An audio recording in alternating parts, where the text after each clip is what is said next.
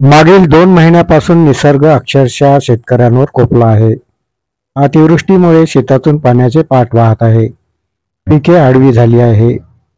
निसर्गाच्या कोपामुळे बळीराजा हतबल झाला आहे. डोळ्या देखत पीक दम सोडत आहे. आमदार खासदारांनी शेत बांधावर येऊन शेती पिकाची पाहणी करावी अशी अपेक्षा बाळगणाऱ्या शेतकऱ्यांचा येथेही भ्रम निराश होत आहे.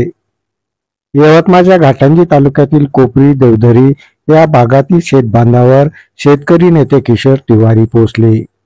यावेळी शेतकऱ्यांनी त्यांच्याजवळ आपल्या व्यथा मांडल्या. पाहूयात.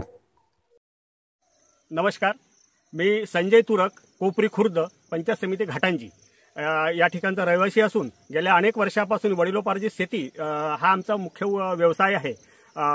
मागील 17 तारखेला आलेल्या अतिवृष्टीच्या परतीच्या पावसामुळे या भागातील अनेक कास्तकारांचं नुकसान झालेलं या ठिकाणी झालेलं आहे. या ठिकाणी आपल्याला दिसते आहे, या ठिकाणी आम्ही सोयाबीन लावलेलं होतं. 4 एकरामध्ये आम्ही सोयाबीन लावलं आणि संपूर्णतः या परतीच्या पावसानं आमची पूर्णतः वाट लावलेली आहे. पूर्ण हाती आलेलं पीक, तोंडाशी आलेला घास आमचा पूर्णतः या निसर्गानं हिसकावून नेलेला आहे.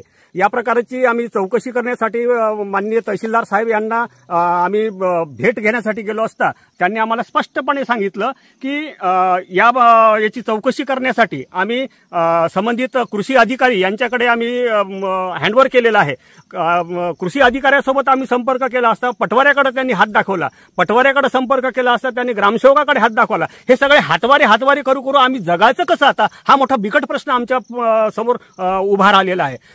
माननीय आमदार साहेब, लोकप्रतिनिधी ज्यांना आम्ही प्रेमानं निवडून दिलेला आहे, त्यांनी सुद्धा अद्यापर्यंत या शेताच्या धुऱ्यावर येऊन कधीही पाहणी केलेली नाही आहे. एवढीच आमची एक आग्रहाची विनंती आहे शासनाच्या या माध्यमातून शासनाकडे की आमच्या हाताशी तोंडाशी आलेला घास आम्हाला कसा परत मिळवता येईल याची आम्ही एक अपेक्षा बाळगून आहोत एक कास्तकार म्हणून. दिलीप किसन कडू, तुमच्या परिवाराची ही पूर्ण शेती आहे आणि हे पूर्ण पाणी भरलेलं आहे याच्यात. हे पूर्ण पीक गेलेलं आहे. तर किती एकरात पीक गेलं आहे?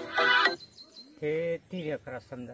30 एकराचं पीक पूर्ण गेलं आहे. 3 एकरात. आणि पुढं नाल्याच्या काठची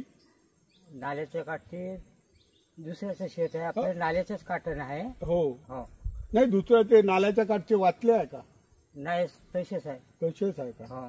आता याच्यात तर काहीच होणार नाही ना. आणि हे पाणी साचून आहे.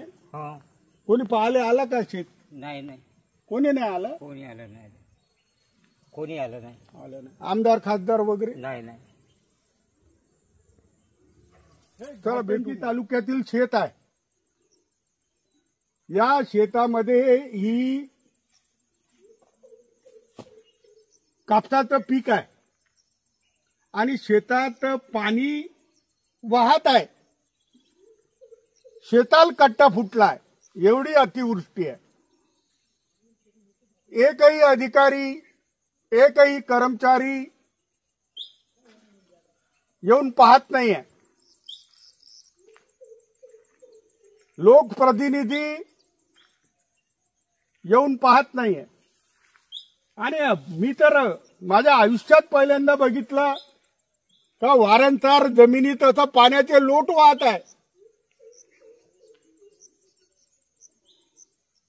बघा, 100 एकराचा प्लॉट दिसतोय.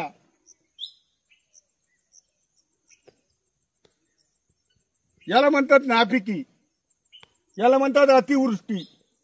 पश्चिम महाराष्ट्रात असं झालं असतं तर सगळे नेते आले असते. फक्त शेतकऱ्यांनी आत्महत्या कराव्या ही देवाभाऊची इच्छा आहे.